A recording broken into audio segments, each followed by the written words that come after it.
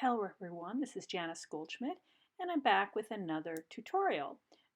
Today's topic is going to look at our What's for Dinner page on the CSS main website. This is an unbelievable resource that we have and we want you to be aware of it, what it offers, and how to utilize it. As many of you know, we have a number of residences, over 50, and every Wednesday they participate in a meal kit program where they pick up a pictorial recipe and all of the ingredients needed to make dinner. And this website supports that activity. And I'm going to show you how to utilize it so that in the house where you work, perhaps with your own child, you can prepare meal kits. Okay, so what is a meal kit? You've seen them likely. They're a rising business plan that we see in food service now. Blue Apron is probably the most famous, and what they do is they offer you go through the menu, you pick a meal, and they send you the kit. So you're going to do the actual collating of the meal, putting it together, but all of the ingredients are there, and usually in pre-portioned sizes. So you don't have to do any measuring. Typically, you don't have to do any chopping. You just follow the simple ingredients to add everything together and heat it up together. Many of the meal kits tend to be rather pricey, and that is definitely a con of them. But Peapod is now in the meal kit business, and they have some very affordable meal kits available for 2, 4, or 6 people, so all the way to family size. And that is what basically our meal kit program, which is called What's for Dinner, does each Wednesday for our residential houses. It puts everything that you need in a kit, and it has a simple pictorial recipe to walk you through how to put it together. The meals indeed are so simple to prepare that most of the individuals we support could prepare them. Okay. All right, so in the last 5 years, we have developed a slew of meal kit recipes.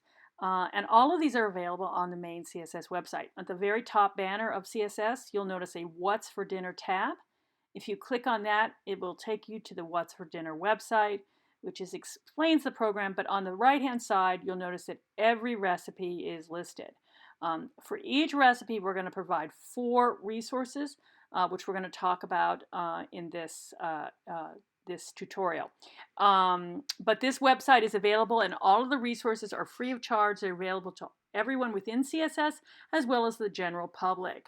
And we want more people to take advantage of these materials. So let's talk about the 4 things that we provide for each recipe.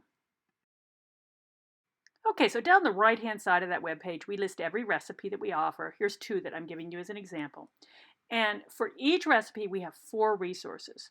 First, we'll provide a pictorial recipe, which we're going to describe in just a few minutes. So a picture recipe that uses what we call a picture queuing system. So individuals who do not know how to read, who are illiterate, can utilize the recipes. Second, we provide a video version of the recipe, and I'm going to show you an example of that as well. Third, we provide a shopping list. So if you want to take the project a little bit further and take it out into the community for shopping purposes, this will take you a long way, this material. And lastly, we provide some supporting materials, and we're going to talk about why those are important in just a moment. Okay, so first we have the picture recipe. There's a lot of science that goes behind the recipe, and this is a big part of my cooking program, Active Engagement.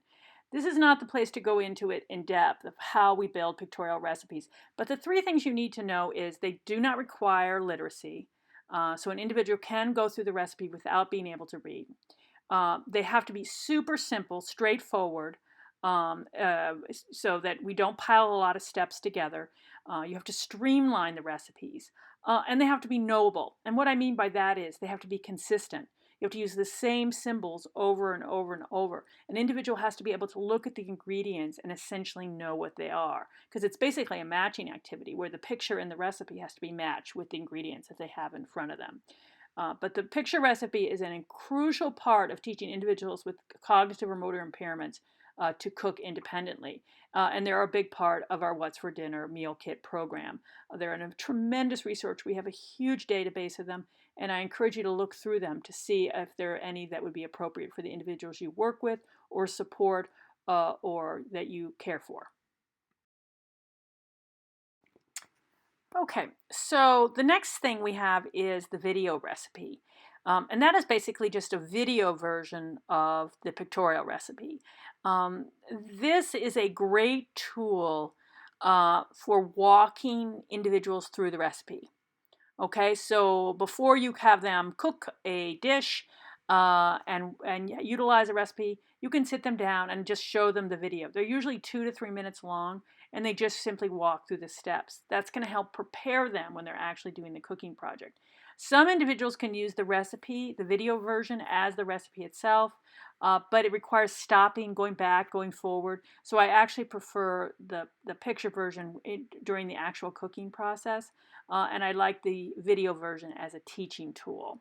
Let's take a look at one of these video recipes. We're going to look at bacon ranch chicken, and you'll see how it progresses.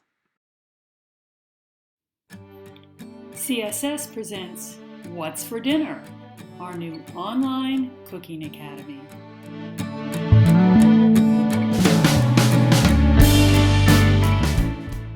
This week, hearty bacon ranch chicken.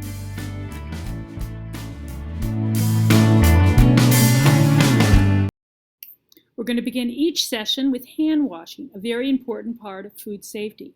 One of the most important aspects of this is that the hands be lathered for a sufficient period of time, about 20 seconds, or enough time to sing Happy Birthday to You. The first step in preparing our meal is to preheat the oven to 400 degrees. Next, take out the spray which was previously in your kit and spray the baking pan with oil. It is important to wear gloves anytime you're handling raw meat. 2 types are included in your kit. Put 1 set of gloves on now.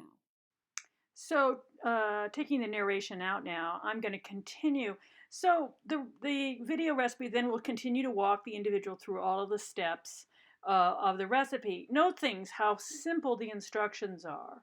Very, very simple with pictures telling you everything. The first time they might be a little anxious, but the second or third time they make it, they're going to get very comfortable with it. And you can see how there's very few ingredients, super simple, and that it's not too many steps run together.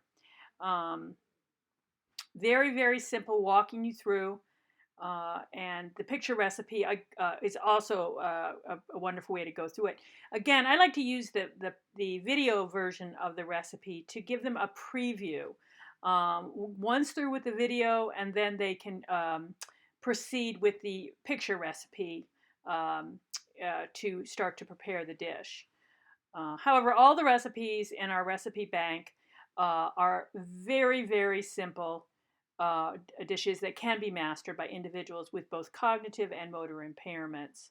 Um, and the recipe walks you through to the last step with how long to bake it for. And then it winds down. So, if lack of ability to decode, or reading, in other words, keeps individuals from participating in cooking, it also prevents them from shopping. It's the same basic idea. You have to be able to decode a word and then translate that into action, and it's so difficult for many of our individuals. That's why a picture shopping list is ideal. So, for every recipe that we have a meal kit for, meal kit materials, we create a visual shopping list so that you can take an individual out and they can shop for the ingredients to make that dish. Now, it's got to be project driven. And by that, I mean, don't make the individual do all the shopping on their own, but expect them to learn to shop for their project. They're going to make bacon ranch chicken. They should be able to take the list and move down it and find the ingredients. Okay, so don't move the goalpost. Make sure it's about shopping for their dish, the one they're going to make. Don't make it shopping for the entire household. Okay. And lastly, we have for each recipe some supporting materials. This includes a lot of helpful hints. It'll suggest, how to support them, how to set up the activity, what to use in lieu of. But the key to the supporting materials is that it often includes the original recipe. And the original recipe is often crucial because, for example, if you don't want to use the sauce they have suggested, or if, for example, your household does not like this particular type of cheese or this type of meat, you can go back to the original recipe and look at it and see how to adapt it. You'll also see by looking at the original recipe how it was hacked. When I say hacked, I mean typically we'll take a recipe and simplify it. We have to. We got to bypass a lot of concerns when we're working with on developing cooking skills for individuals who have motor challenges. A lot of times, for example, if a recipe will call for chopping an onion, I will simply have the recipe included as a chopped onion. We can buy a chopped onion and bypass the whole issue of chopping, which is, a significant challenge for many individuals. Let's look at some ways that we can hack recipes. Okay, one thing we do to simplify recipes is we'll often swap out ingredients for minimally processed items. A great example of that is chopped tomatoes. Chopped tomatoes are actually very nutritious, and chopping up tomatoes can often be difficult. It's hard to standardize the sizes and whatever. So chopped tomatoes are a great way to simplify a recipe in that works really well. Another one I love is anytime you need potatoes. I hate dealing with raw potatoes. They're very difficult to peel and chop. And so I often buy processed potatoes. It hasn't changed the nutritional value of the item. It's just made it more user friendly in the kitchen, if you will. So swapping out minimally processed items is one really great way to simplify or hack a recipe so that it's appropriate for individuals with challenges. Another way we can simplify recipe is reducing the number of steps. A step is a cooking process. A lot of casseroles, for example, are one step because you throw a bunch of things together and you put in the oven. One cooking step.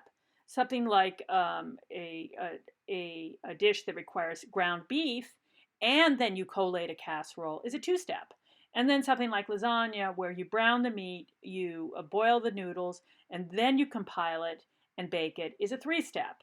Many products will allow us to bypass a number of cooking steps. And a great example are lasagna noodles that don't need to be cooked. You just insert them into the casserole and they bake with the casserole, or they bake with the lasagna. That bypasses completely a cooking step and is a very nice way to simplify a recipe. Another thing you can do is buy pre-cooked meats. A good example of that would be pre-cooked chicken that you can use in an enchilada dish, so you don't have to brown the chicken first. Or you could even buy pre-cooked noodles now. They're quite expensive, but we do use them in many of our dishes, so that you don't have to stovetop noodles in like a tuna casserole. But anything that allows you to bypass a cooking step is obviously going to simplify or hack the recipe appropriately. So hacking can make a significant difference when you're talking about adjusting recipes. So if you think about something like meatloaf, if you take a traditional recipe like the one from the Food Network, it required 19 ingredients and 30 minutes prep time. That would be a significant challenge for many of the individuals that I work with. That's a lot of different ingredients, which means it's very complicated, and a lot of work would go into it. It would be very challenging to get an individual through that independently.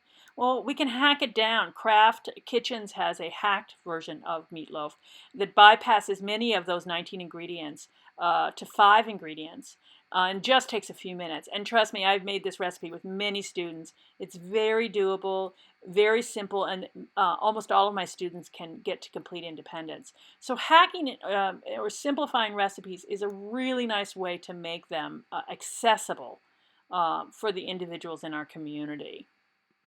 So when you go back to the What's for Dinner page, you'll see that we really have quite a lot of resources available to support cooking skills.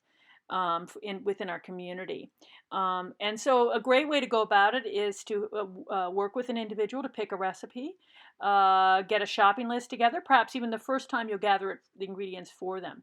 Walk them through with the video recipe, and be sure to look through the supporting materials to see if there's any special helpful hints for setting them up to prepare it. Work with them a few times, and the recipes are very doable. They're designed specifically so that individuals with tremendous challenges can get through them and ultimately get to independence. Each individual will take their own time before they're able to completely do it on their own, but they all get there, I assure you. And there I am. I am here to support you.